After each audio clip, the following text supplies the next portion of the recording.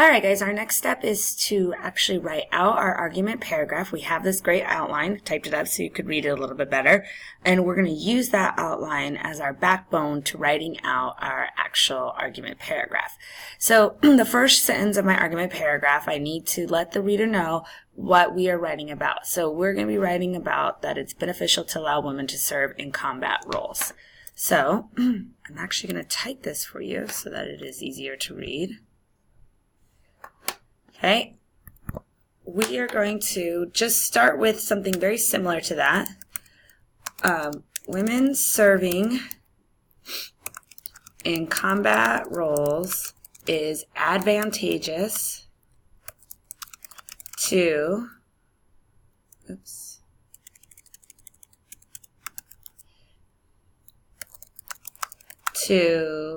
the U.S. military. So it's very similar to what I had in my topic sentence. I did change the words just a little bit, but again, it's pretty much the same idea as I had on my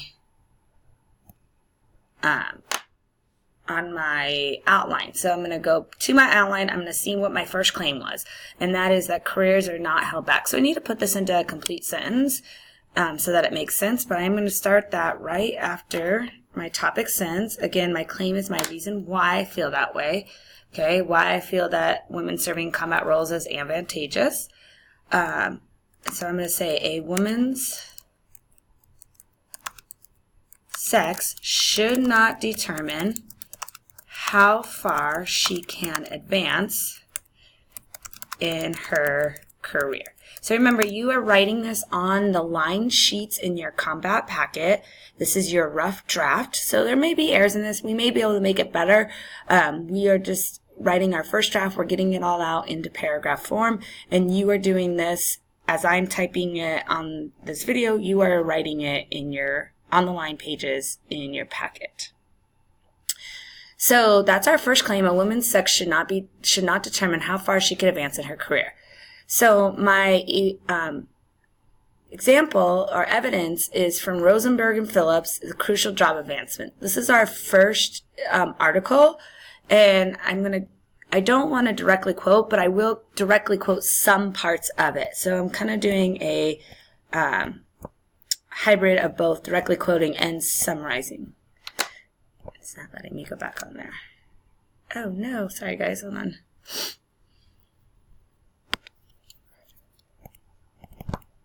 There it goes. All right.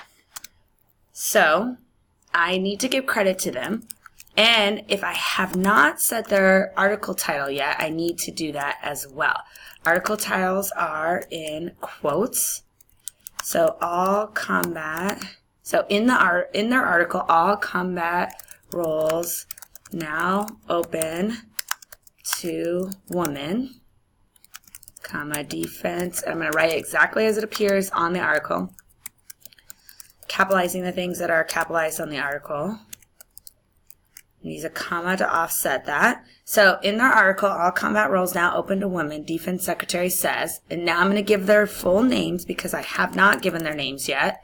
So Matthew Rosenberg and Dave Phillips point out that because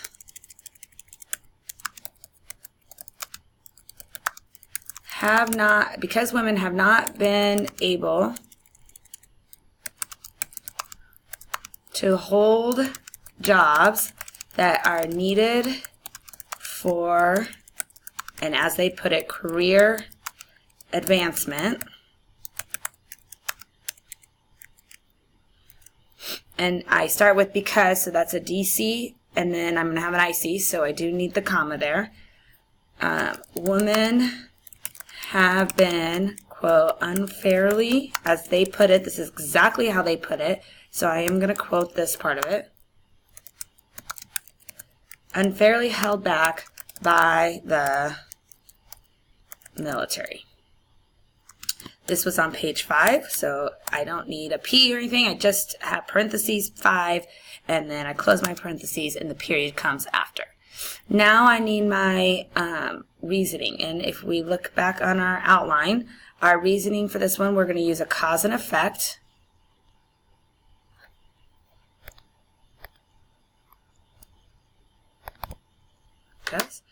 Okay, so because of their gender, so this is the cause, here's the effect, women are not able to take on the same leadership roles, or leadership positions, excuse me, as men, which stifles career women's ambitions and takes away their ability to make a fair and equal living. Women should be given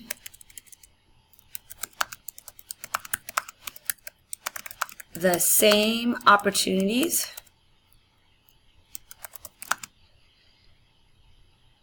as an equal male counterpart to get ahead, to better support themselves and their family. So I have a couple lines there of here's the cause, because they're not allowed to serve where men are. The effect is that they can't make the same living, they can't support their families the same. So I put that into sentence form, and that becomes my reasoning, my cause and effect reasoning. Okay, so now we're going to move on to our next claim. And our next claim is that organizations have success when they have women. That was that study. So, okay, we're going to lead into it using this at the same time. When women are provided leadership opportunities,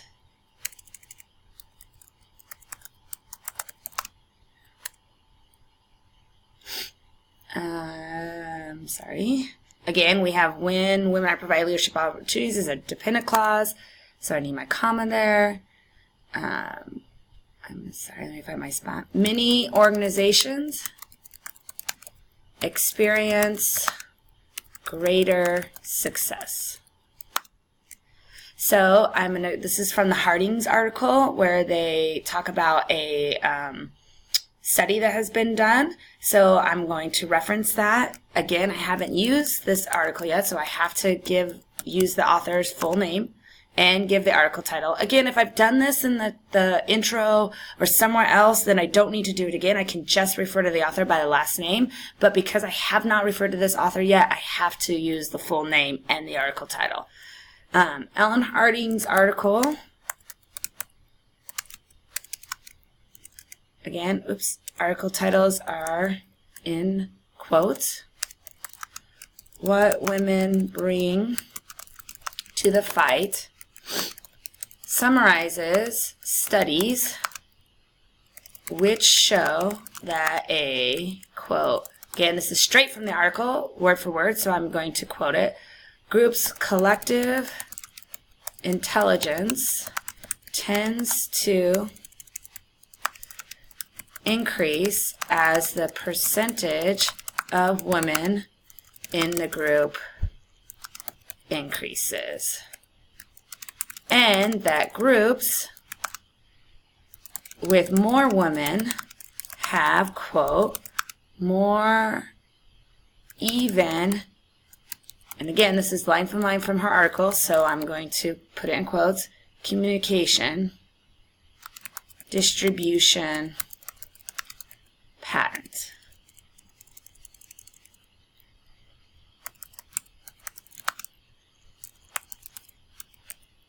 Close my quotes. Now this comes from 2 pages, so I do put both the page numbers on there. I'm going to 8-9, and then I'm going to close my parentheses, period, and I can now move on. Let me move this down a little bit for you so you can see that. You can rewind the video if you need the top part there. Okay, so now I need to discuss this. These were done by, this study was done by Carnegie Mellon and MIT. So I am going to talk about the credibility of those sources. Those are well-known colleges and people who we can trust in as sources, so they have strong ethos. And then I'm also going to elaborate on those studies a little bit and what that means, what that could mean to the military. That's going to be my elaboration. If it'll let me type here.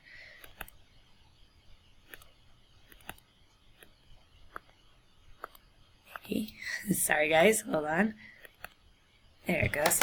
Okay, so one may argue that intelligence and communication are the two most important skills needed in a battle situation. The military should learn from these studies, which are done by reputable sources. We're going to put those sources in parentheses here. And give women the opportunity to improve the mental strength and communication skills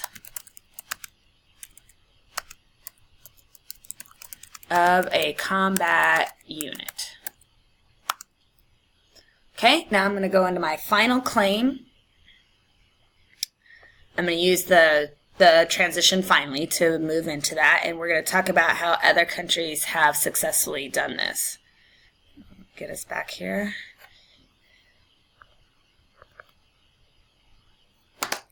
Hopefully I can get this done before our time runs out. All right, finally, Harding lists multiple examples of countries who let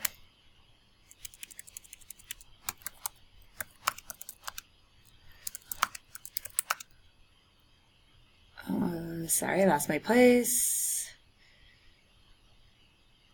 Who let women serve in this capacity, specifically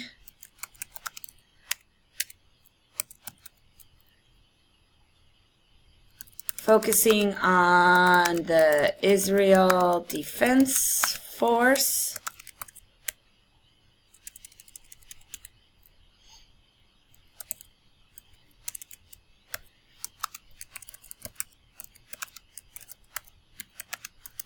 and the Norwegian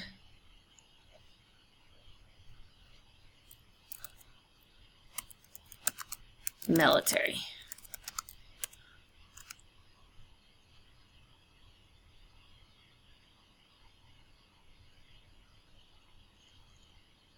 So I actually kind of combined my